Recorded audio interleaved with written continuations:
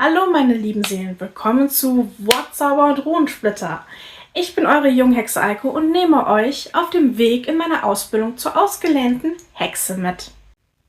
Bald ist Weihnachten, alle kennen es, manche hassen es und manche lieben es. Aber kennt ihr den wahren Ursprung? Kennt ihr die Rauhnächte und Joule und dessen Bedeutung? Ja? Nein? Vielleicht? Keine Sorge, ich kläre gerne auf.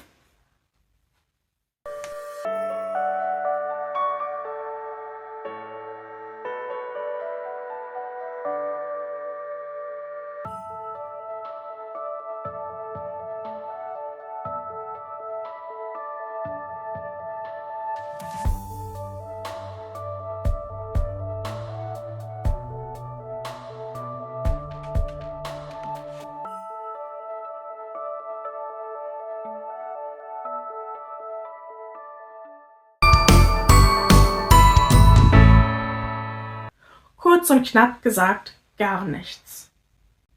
Ursprünglich hatten die Rauhnächte nichts mit Weihnachten zu tun. Ihr Ursprung liegt vorchristlich und hängt mit alten Zeitrechnungen, Naturbeobachtungen und Übergangsritualen zusammen. Die Verbindung zu Weihnachten entstand erst später. Die Rauhnächte entstanden aus der Differenz zwischen Mond- und Sonnenjahren. Die Tage, die sich nicht eindeutig zuordnen ließen, galten als zeitlos und wurden als Übergangsphase verstanden. In dieser Zeit schrieb man der Welt eine besondere Offenheit zu. Grenzen zwischen Alt und Neu, sichtbar und unsichtbar, galten als durchlässiger. Diese Vorstellungen existierten bereits lange bevor Weihnachten als christliches Fest etabliert wurde. Mit der Ausbreitung des Christentums wurden viele bestehende Bräuche nicht abgeschafft, sondern in den kirchlichen Jahreslauf integriert. Weihnachten, das die Geburt Jesu feiert, eignet sich zeitlich gut, um diese Übergangszeit einzuordnen. Dabei ist nach Rückrechnung Jesus sehr wahrscheinlich am 7. Juli geboren worden. Deshalb begann man, die Rauhnächte an Weihnachten anzubinden und sie zwischen Christi Geburt und 3 Könige zu verorten. So wurde aus einer ursprünglichen natur- und zeitbezogenen Schwellenphase eine Zeit, die christlich gerahmt war. Das war damals im Übrigen üblich, dass eine Art Umerziehung des Volkes auf einen neuen Glauben vollzogen wurde, besonders wenn der Herrscher konvertierte. Inhaltlich gibt es dennoch eine Parallele. Weihnachten steht für Neubeginn, Licht und Hoffnung. Die Rauhnächte stehen für Übergang, Rückblick und Ausblick. Beides thematisiert also den Wechsel, einmal religiös, einmal zyklisch. Da sich die christliche Zählweise über Jahrhunderte durchsetzte, werden Rauhnächte heute oft automatisch mit Weihnachten verbunden. In modernen, spirituellen oder hexischen Kontexten werden beide Elemente häufig bewusst miteinander vermischt. Die Rauhnächte gehören historisch nicht zu Weihnachten, wurden aber durch die Christianisierung zeitlich damit verknüpft. Weihnachten rahmt die Rauhnächte ein, ohne ihr ursprünglicher Ursprung zu sein. Die Rauhnächte bezeichnen eine besondere Zeit zwischen den Jahren, die in vielen mitteleuropäischen Regionen traditionell als Übergangs- und Schwellenzeit galt.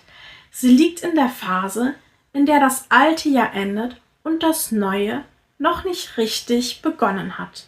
Am häufigsten werden die Rauhnächte von der Nacht vom 24. auf den 25. Dezember bis zur Nacht vom 5. auf den 6. Januar gezählt. Das ergibt 12 Nächte, die später symbolisch jeweils einen Monat des kommenden Jahres zugeordnet wurden.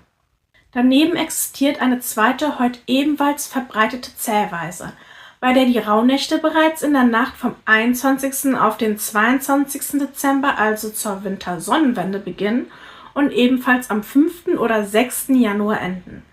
Diese Variante orientiert sich stärker an astronomische und naturbezogene Zeitpunkten. Der Ursprung der Rauhnächte hängt mit der frühen Zeitrechnung zusammen.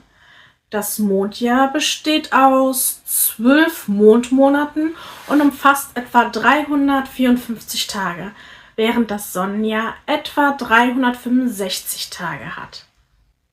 Es entsteht also eine Differenz von rund 11 Tagen. Diese zusätzlichen Tage passten in kein geordnetes Kalendersystem. In vielen Kulturen galten sie deshalb als zeitlos oder als Tage außerhalb der normalen Ordnung. Sie wurden mit besonderer Bedeutung versehen und oft als Phase gesehen, in der die Regeln aufgehoben waren und Übergänge stattfanden. Die spätere Festlegung auf 12 Nächte ist vor allem symbolisch zu verstehen.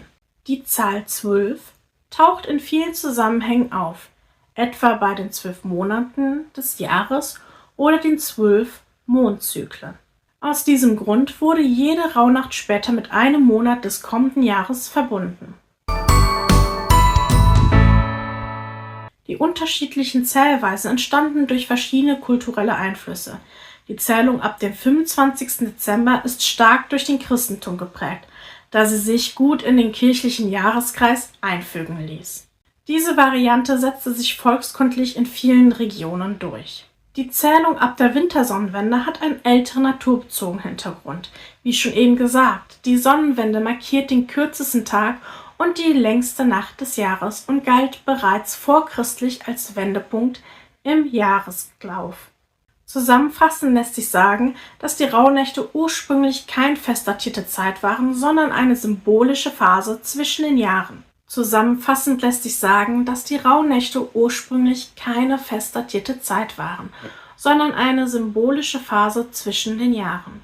Die unterschiedlichen Zählweisen sind das Ergebnis historischer, religiöser und naturbezogener Einflüsse.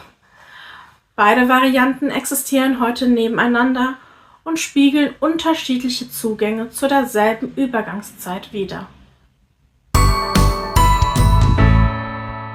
Jul und die Rauhnächte haben denselben Ursprung, sind aber nicht dasselbe. Sie gehören beide zu derselben Übergangszeit im Jahreskreis, erfüllen jedoch unterschiedliche Rollen. Jul ist ein vorchristliches Fest zur Wintersonnenwende, meist 21. oder 22. Dezember. Sprich, heute, falls ihr das Video heute seht. Es ist der kürzeste Tag, die längste Nacht. Ab jetzt werden die Tage wieder länger. Symbolisch bedeutet das die Rückkehr des Lichts. Jul markiert also den Moment der Wende. Den Moment der Wende von der Dunkelheit zum Licht. Die Rauhnächte beginnen je nach Zählweise. Entweder direkt nach Jul, also dem 21. oder 22.12. oder später nach Weihnachten, dem 24. oder 25.12. Die Rauhnächte stehen für eine Zeit außerhalb der Ordnung, Übergang zwischen dem alten und dem neuen Jahr, Rückblick, Ausblick und Orientierung.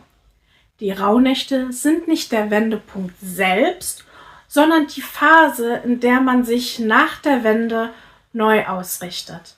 Sowohl Jul als auch die Rauhnächte beruhen auf der Naturbeobachtung, dem Sonnenlauf und der Erfahrung von Dunkelheit, Stillstand und Neubeginn.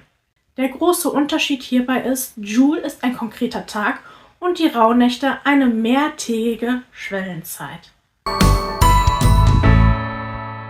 Heute werden diese Begriffe sehr oft vermischt durch die Christianisierung, die Gleichsetzung von Jul mit Weihnachten, die spätere Festlegung der Rauhnächte auf Weihnachten und moderne spirituelle Praxen.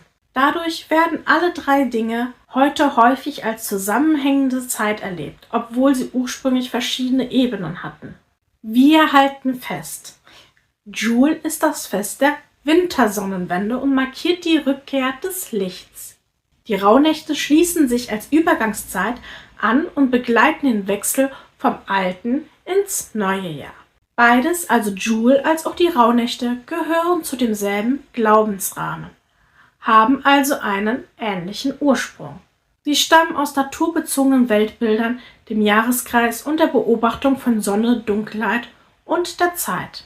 Ich möchte hierbei festhalten, sie sind keine getrennten Glaubenssysteme, sondern unterschiedliche Stationen derselben Vorstellung vom Jahreslauf. Natürlich kann man aber beides auch unabhängig voneinander feiern. Sprich, feierst du Jul, musst du nicht die Rauhnächte feiern. Und umgekehrt. Wichtig ist ebenfalls, es ist keine Glaubensrichtung, sondern ein Weltverständnis. Jule stammt aus dem germanischen Kulturraum. Die Rauhnächte hingegen sind kein eindeutig germanischer oder keltischer Brauch zugeordnet, sondern entwickelten sich aus der mitteleuropäischen Volksvorstellung rund um Zeit, Übergang und Kalenderprobleme. Beide haben halt die Gemeinsamkeit, dass sie später in christlichen Kontexten eingebettet wurden, haben jedoch unterschiedliche Ursprünge. Ich persönlich feiere sehr gerne Weihnachten, aber auch Jules und die Rauhnächte. Für mich schließt sich das gegenseitig nicht aus. Ich selber nutze die Rauhnächte sehr viel zur Besinnung, zur Reflexion und um achtsamer mit mir selber umzugehen und in mich hineinzuhören. Was sagst du dazu? Kanntest du vorher Jule? Kennst du die Rauhnächte? Hast du eines der beiden oder sogar beides schon gefeiert? Schreib es mir gerne in die Kommentare. Ich bin sehr gespannt darauf, was ihr dazu zu sagen habt. Falls ihr mich unterstützen wollt, hinterlasst gerne ein Like und ein Abo. Darüber freue ich mich immer sehr. Und nun wünsche ich euch eine wunderschöne Weihnachtszeit oder auch wunderschönes Jule und natürlich besinnliche Rauhnächte.